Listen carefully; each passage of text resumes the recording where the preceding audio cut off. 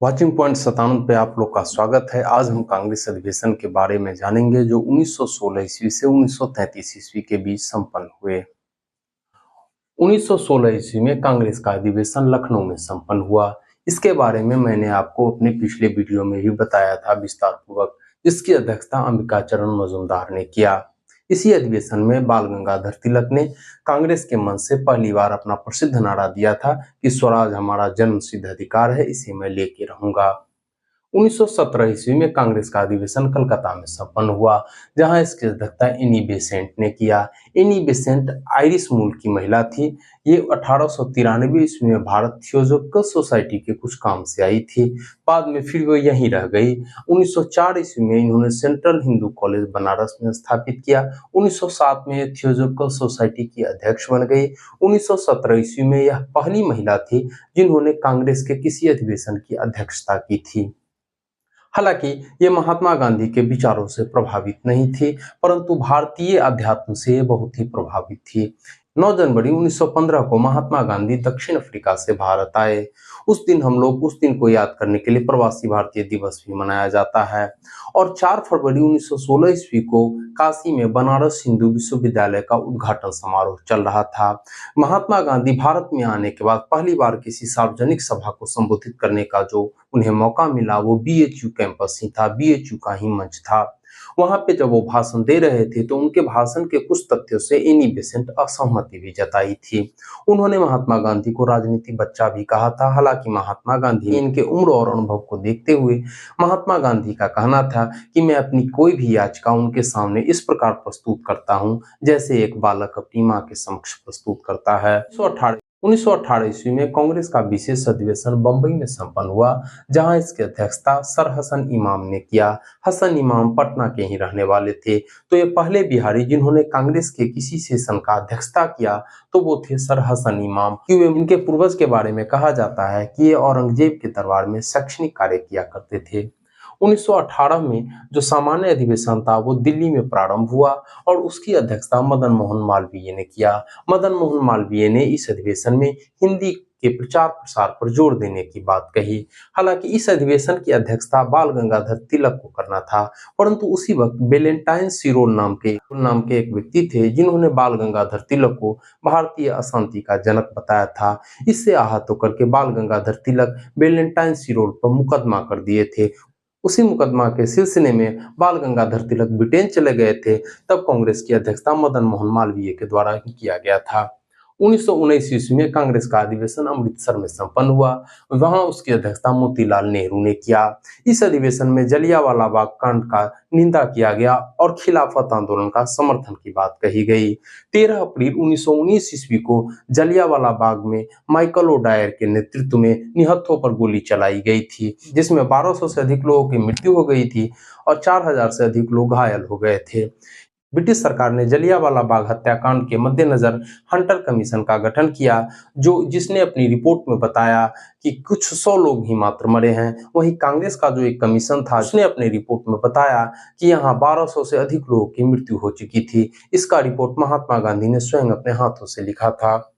1920 ईस्वी में कांग्रेस का विशेष अधिवेशन कलकत्ता में किया गया।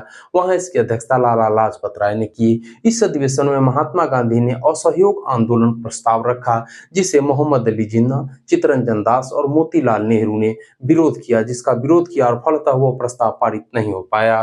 फिर 1920 ईस्वी में कांग्रेस का अधिवेशन नागपुर में हुआ, जहां इसकी अध्यक्षता विजय राघवाचारी ने किया।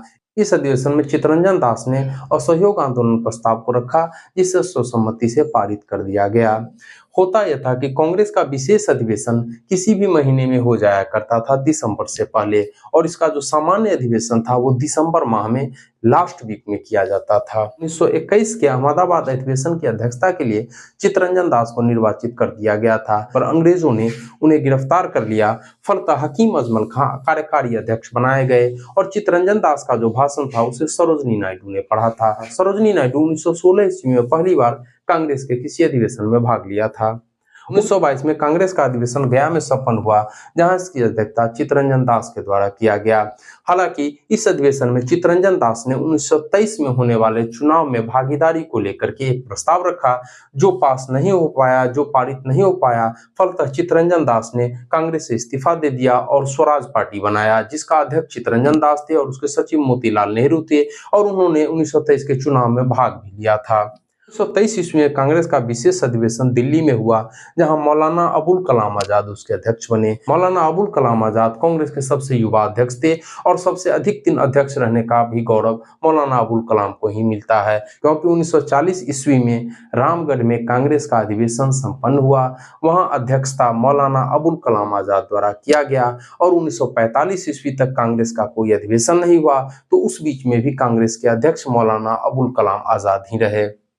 1923 ईस्वी में कांग्रेस का ही अधिवेशन काकीनाडा बंगाल में हुआ, जहां इसकी अध्यक्षता मोहम्मद अली ने किया। मोहम्मद अली बाद में कॉमरेड नामक पत्रिका का संपादन भी किया। 1924 ईस्वी में कांग्रेस का अधिवेशन बेलगांव में हुआ, वहां इसकी अध्यक्षता महात्मा गांधी के द्वारा किया गया। इस अधिवेशन में कांग्रेस और मुस्लिम लीग अलग अलग हो गए और गांधीदास पैक्ट जो हुआ था उसको स्वीकृति इस अधिवेशन में मिली। 1925 ईस्वी में कांग्रेस का अधिवेशन कानपुर में संपन्न हुआ, वहां इसकी अध्यक्षता सरोजनी नायडू के द्वारा किया गया और झंडा गीत इसी में सर्वप्रथम गाया गया था। पूर्ण स्वराज का प्रस्ताव भी इसमें लाया गया, परंतु वो पारित नहीं हो पाया। 1926 ईस्वी में कांग्रेस का अधिवेशन गुवाहाटी में हुआ, जहां इसकी अध्यक्षता श्रीनिवास अयंगर ने किया। इस अधिवेशन में सभी कांग्रेसियों को खादी वस्त्र पहनने की बात कही गई। 1927 ईस्वी में कांग्रेस का अधिवेशन मद्रास में किया गया, जहां इसकी अध्यक्षता एम.ए. अंसारी ने किया। एम.ए. अंसारी हामिद अंसारी जो हमारे उपराष्ट्रपति थे उन्हीं के पूर्वज हैं। एम.ए. अंसारी ने किया। इस अधिवेशन में साइमन कमीशन के बहिष्कार का निर्णय लिया गया, जो 3 फरवरी 1928 को भारत में आया था। 1928 ईस्वी में कांग्रेस का अधिवेशन कलकत्ता में संपन्न हुआ, जहां इसकी अध्यक्षता मोतीलाल नेहरू ने किया। इस अधिवेशन में नेहरू रिपोर्ट को पारित कर दिया गया, परंतु सुभाष चंद्र बोस और जवाहरलाल नेहरू ऐसे युवा नेताओं ने इसका विरोध किया।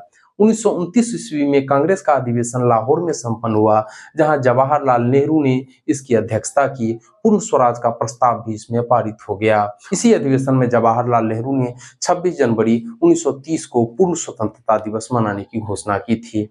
1930 ईस्वी में कांग्रेस का अधिवेशन नहीं हुआ। 1931 ईस्वी में कांग्रेस का अधिवेशन कराची में हुआ, जहां इसकी अध्यक्षता सरदार वल्लभ भाई पटेल ने किया। इसी अधिवेशन में सबसे पहली बार मौलिक अधिकारों की बात कही गई, जिसका प्रस्ताव पंडित जवाहरलाल नेहरू ने पेश किया। वहीं कम्युनिस्ट माइंडेड लोगों ने महात्मा गांधी का विरोध इसमें किया था। 1932 ईस्वी में कांग्रेस का अधिवेशन दिल्ली में संपन्न हुआ, जहां उसकी अध्यक्षता सेठ अमृतलाल ने किया। वहीं 1933 ईस्वी में कांग्रेस का अधिवेशन कलकत्ता में हुआ, जहां इसकी अध्यक्षता नलिनी सेन गुप्ता ने किया। तो हमने यहाँ पर देखा कि 1917 ईस्वी में प्रथम महिला जो भारतीय राष्ट्रीय कांग्रेस की अध्यक्षता की, उसका नाम श्रीमती एनी बेसेंट था, और 1925 ईस्वी में प्रथम भारतीय महिला जो भारतीय राष्ट्रीय कांग्रेस का अध्यक्षता किया वो सरोजनी नायडू थी। उसके बाद 1933 ईस्वी में नलिनी सेन गुप्ता द्वारा कांग्रेस अधिवेशन की अध्यक्षता की गई।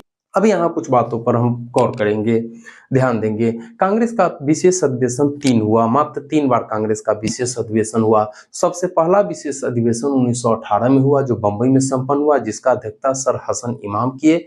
फिर उसके बाद दूसरा अधिवेशन 1920 ईस्वी में कांग्रेस का विशेष अधिवेशन कलकत्ता में हुआ, जिसका अध्यक्षता लाला लाजपत राय किए। फिर तीसरा अधिवेशन कांग्रेस का जो विशेष था वो 1923 ईस्वी में हुआ, वो दिल्ली में हुआ, जिसकी अध्यक्षता मौलाना अबुल कलाम आजाद ने किया। और 1930 ईस्वी में कांग्रेस का कोई भी अधिवेशन नहीं हुआ।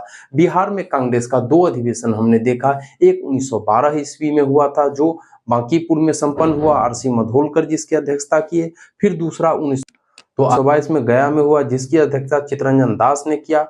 और फिर आगे हम देखेंगे कि तीसरा बार कांग्रेस का अध्यक्षता रामगढ़ में हुआ, जो अब झारखंड में चला गया है, उसकी अध्यक्षता मौलाना अबुल कलाम आजाद के द्वारा किया गया। तो आज हम 1916 ईस्वी से 1933 ईस्वी के बीच हुए कांग्रेस अधिवेशन के बारे में जाने। पर हमें यह जानना भी जरूरी है कि इस कालावधि में भारत में 2 बहुत बड़े क्रांतिकारी आंदोलन हुए।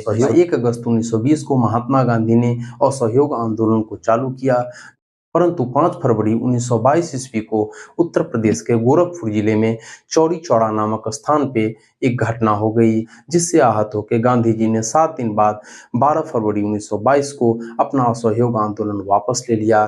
फिर 10 मार्च 1922 को ब्रिटिश सरकार ने उन्हें देशद्रोह के जुर्म में गिरफ्तार कर लिया और 6 सालों की सजा सुनाई।